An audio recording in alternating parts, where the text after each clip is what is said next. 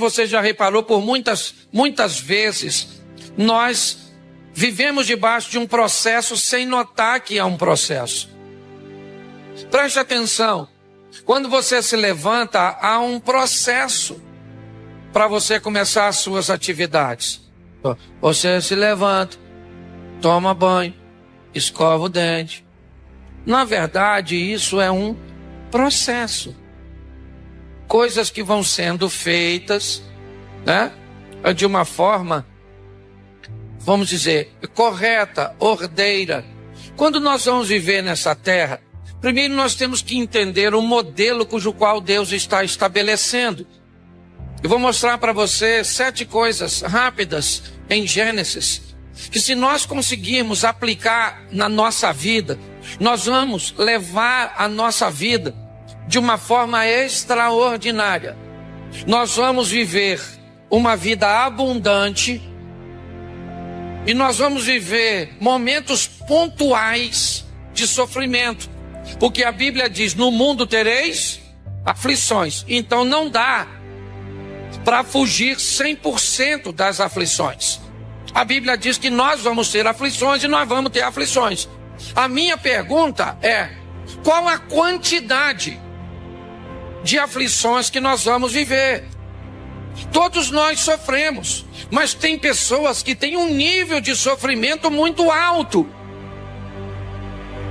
Ele sofre muito mais do que vive, e outras pessoas vivem muito mais do que sofrem. Tem muito mais momentos de alegria, de satisfação, de prazer, do que momento de dores. A nossa proposta é essa, é que a margem de seu sofrimento seja extremamente pequena, para que pessoas que olhem a sua vida te perguntem, observem e digam: que estilo de vida é esse? Eu gostaria de ter isso. Muito mais amigos do que inimigos, muito mais de momentos bons do que de ruins, muito mais de sucesso do que de fracassos. Que o justo viverá pela fé, e a fé é a certeza daquilo que não se vê. A fé é aquilo que chama à existência as coisas que não existem, como se elas já existissem. E ele assinou isso no Gênesis, chamando a existência, e disse: haja isso, faça-se isso, faça-se assim. Por que é que ele chama a existência? Por que é que não cria tudo de uma vez? Ele está estabelecendo um processo, onde a base é a fé, chamando a existência as coisas que não existem. E pode notar que todas as vezes que ele termina algo, o texto também termina dizendo: e viu Deus que era bom. Ele cria pela fé e supervisiona pela visão. Tudo que é feito, no término da execução, há uma supervisão. Ele observa, avalia, verifica. É assim que funciona. Quando nós começamos a entender isso, os sinais do Gênesis 1 podem nos ajudar demais. Primeiro, entenda que o homem viverá pela fé, por isso ele abre. Que adianta o homem ganhar o mundo inteiro e perder a alma? Note que há uma prioridade aqui. Quem vai viver com Deus vai viver pela fé, é verdade, mas ele também vai ter que entender que os céus sempre têm prioridades. Sempre. Agradar o mundo espiritual, obedecer às sentenças e orientações todas as vezes. Então, se você quer viver bem, entenda: primeiro vem o reino dos céus. Obedeça a Deus. Olhe para as coisas do reino de Deus. Por quê? Porque lá está guardado, lá está seguro. Aqui é transitório. Quando eu começo a viver isso, tudo que eu vou fazer, a minha preocupação é: como Deus está nesse negócio que eu estou me envolvendo? Como Deus está nesse relacionamento? Como é que é isso para Deus, aquilo que eu estou fazendo? o céu é sempre prioridade. Segundo, disse Deus, haja luz. Segundo princípio desse processo, traga clareza. Deus não vai fazer nada sem antes trazer esclarecimento, sem antes trazer luz, sem antes iluminar o ambiente. Preste atenção, antes de fazer qualquer coisa, ele diz, para que as coisas sejam feitas e supervisionadas, para que as coisas sejam feitas, bem feitas, de forma correta, eu preciso trazer luz. O que é isso? Um negócio mal feito que não tem clareza. Tá assim de gente que só se enfia em confusão, porque vai montar um negócio, mas não sabe nada sobre negócio. Quer casar e não sabe nada sobre casamento. Quer investir dinheiro, mas não sabe nada sobre dinheiro. Quer ter filho, mas não sabe nada sobre ter filho. Quer ser crente e não sabe nada sobre Deus. Só vive nas escuras, dando cabeçada. O princípio é, aqui, clareza, prioridade, os céus, estilo de vida, fé. Mas antes de fazer qualquer coisa, ilumine. Procure informação, esclareça, conhecimento. Descubra primeiro. É assim que funciona. Traga clareza para tudo que você vai fazer. Antes de fazer. Por quê? Porque isso torna você mais assertivo. Tá assim de gente, ó. Tá com 30, 35 anos, até hoje não descobriu a direção da sua vida. Até hoje não conseguiu um relacionamento estruturado, porque nunca faz nada de forma clara.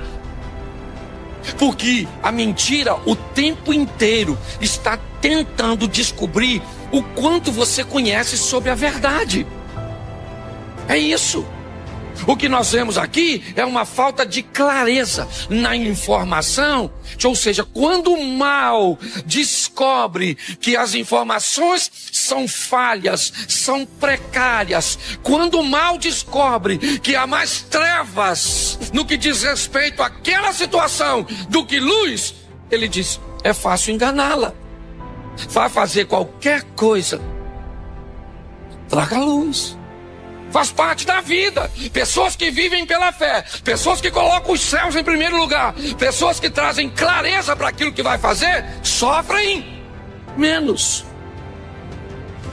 Se você deseja fazer coisas que vão durar para sempre, dê uma olhada nos alicerces, nas bases, naquilo que oferece para você firmeza, solidez.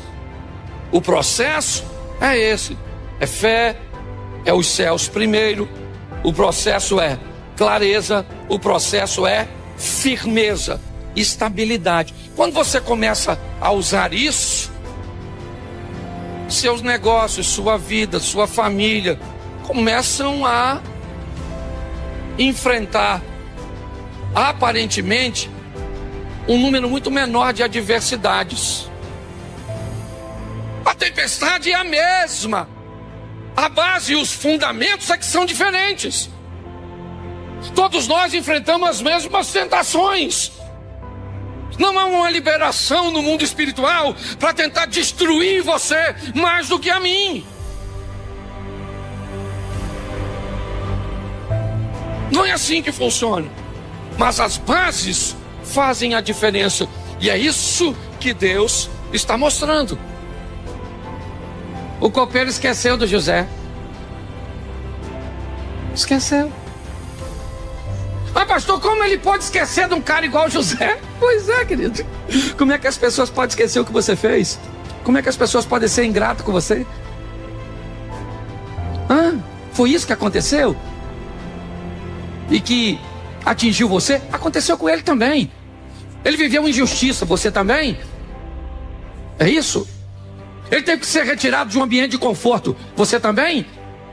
É isso? Agora o camarada que ele ajudou, esquece dele depois de 3 dias. Quase 2 anos depois, o cara lembra quando o faraó sonha. O faraó falou, precisa de alguém para interpretar o sonho. O copeiro falou, cara, caraca, o Zé. Rapaz, lembrei agora. Poxa. Agora o José vem. Por que o copeiro não lembrou dele antes? Porque não podia, gente. Uma das piores coisas que pode acontecer na sua vida é queimar etapa. Quando você queima uma etapa, você pode chegar na próxima e não estar preparado. José percorreu todo o caminho. Havia uma direção nas estrelas, e a direção empurrava para o governo do Egito. Que governo é esse? Um governo que seria nos tempos bons do sol, nos tempos ruins da lua. Eu tenho falado o tempo inteiro disso, porque todo dia você levanta para viver um dia de sol ou um dia de escuridão. E seja qual for o ambiente, o momento, vai pedir você duas coisas: estrelas e governo. Direção e governo. José agora está naquele ambiente, é levado lá para fora no momento certo, para conversar com o homem mais poderoso do Egito, que tem uma demanda que ninguém pode resolver e que José resolve. Você anda fazendo cursinho aí de coach, você gosta dessa linha? Segura essa aqui. José, eu ouvi dizer que você interpreta sonhos. Então eu quero, me diga, o que são 7 vacas gordas e magras, 7 espigas cheias e vazias? Me diga o que é. José disse: 7 anos de prosperidade, 7 anos de escassez. É isso que significa. Beleza, José, você já cumpriu o seu propósito. Você já identificou meu problema. Eu tenho um problema de um período bom e um ruim. Só que o José disse: só um minutinho. Parece que já terminou o que você me pediu, mas não terminou o que eu vim nesse mundo para fazer. Eu não vim aqui para identificar um problema, eu vim aqui para resolver. Porque sua vida não muda quando você descobre um erro. Sua vida muda quando você descobre uma solução. Quando ele diz o que o cara não pediu, ele entrou na brecha. Quando ele diz: arruma um homem, alguém que seja capaz de remodelar seu plantio, remodelar seu armazenamento, remodelar sua colheita, remodelar seu comércio. E sabe o que me encanta? É que a gestão de um crente chamado José beneficiou todo o Egito e todas as nações. José governou, não foi para crente, não foi para trazer seu clãzinho de lá com menos de 100 pessoas e se estabelecer em Gósen. Não, ele administrou para egípcio, ele administrou para todas as vizinhanças do Egito, que se ele não tivesse lá, elas teriam morrido de fome. Mas o que mais me encanta é a hora do sonho. 42. A hora que ele está em pé depois, talvez, de quase 10 anos. Entre os 7 anos de prosperidade e os primeiros 3,5 de escassez. Que ele está em pé, vestido como egípcio, falando a língua dos egípcios. E agora o sonho vai virar realidade. Lá vem seus irmãos. E seus irmãos se curvam diante do José. Gente, Gênesis 37 diz: os molhos se curvam diante do molho de José, mas não diz o que José vai fazer quando os molhos se curvam. Eu achei algo extraordinário quando a Aline veio falar aqui, e ela disse algo poderosíssimo. Deus não te dá vitória para você esfregar na cara dos outros. Se você quer isso, que as pessoas engulam o que disseram a seu respeito, você não merece vencer. Porque a vitória não tem nada a ver com você. Tem a ver com seu irmão, com seu vizinho, com alguém que disse que você não chegaria a lugar nenhum. José, quando vira governador, não vai na casa de Potifar. Não. Se vingar da mulher. Não, ele tem poder para isso.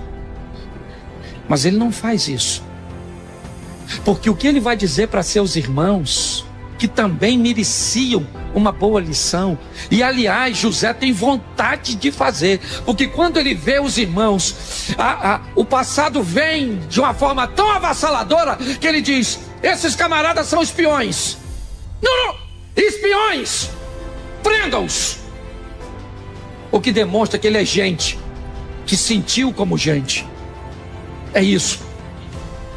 Por favor, não queira ser algo que você não é. Você é gente, você tem impulsos, você tem desejos, mas vá devagar. Se José pudesse, teria matá-los, mas não matou, mandou prender, e 3 dias foram suficientes para que ele estabilizasse suas emoções, parasse de agir em ambiente tempestivo. Foi isso. E agora ele chama seus irmãos, que não sabem quem ele é, mas José vai fazer uma investigação final. Ele disse: eu vou ficar com Benjamim. Judá. O irmão que queria matá-lo, e Judá, vai ler lá, Judá queria matá-lo, e Rúben, por ser o primogênito, tenta protegê-lo.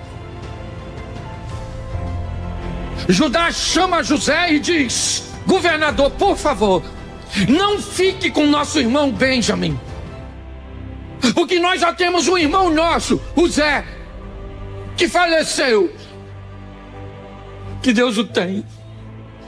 Se papai perder Benjamim, ele morre. Então olha só, Judá, fico como escravo no lugar de Benjamim. José falou: os caras aprenderam a lição. Ele não aguenta, começa a chorar, manda todo mundo sair e diz: calma, gente, calma, espera um pouquinho. Tira aquela indumentária egípcia, igual o rei Júlia no Madagascar, puxou e disse: lembra de mim? Alguém falou: quem é? Ele falou: sou eu, o irmão de vocês, o Zé. Os irmãos falaram: o quê? Ele falou: sou o Zé, rapaz. O Zé do sonho, do molhozinho. Lembra? O Zé? Os irmãos falaram: caramba. Ele falou: calma, vocês não estão entendendo nada. Vocês não me venderam. Foi Deus que me mandou na frente. Cara, se Moisés pensasse assim, se Sansão pensasse desse jeito, se Davi olhasse para Batseba e fizesse o que José fez com a mulher de Potifar, as coisas seriam diferentes. Mas sabe por que ele fez? Porque ele era melhor que todos eles. Porque ele era um protegidinho de Deus, e Deus gostava muito dele, e deu a ele forças para vencer o que os outros não conseguiram. Não. Ele viveu porque resolveu viver. Sabe o que José falou? Quando vocês saírem daqui, porque eu sei que vocês vão sair, eu vou estar morto. Mas levem meus ossos com vocês, porque nem meus ossos eu quero aqui dentro. Eu não sei se você já parou para pensar, mas 2 filhos de Jacó ficam sem tribo. Levi, me ajude com o outro aí. Quem foi que ficou? Os levitas? E me ajude, que eu não lembro, não estou perguntando de bobeira não. Falhou a memória aqui. Não. Isso aí, Benjamim. Isso. Certo? Mas entrou. Não, me ajuda aí. Não. Hein? Não, mas tem 2 filhos que ficaram sem. Depois vocês procuram.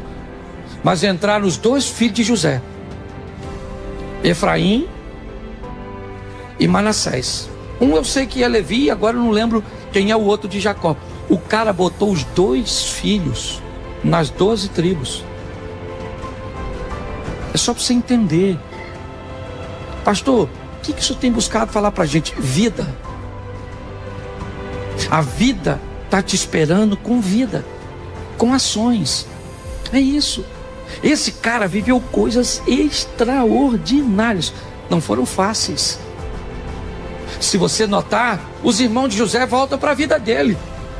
Os mesmos caras que Deus tirou lá atrás, agora cabe na vida dele. Muitas vezes, a vida te tira de perto de pessoas que não cabem para você naquele momento, mas depois cabe lá na frente. É outro momento da sua vida. A sua vida está esperando por você. Por você.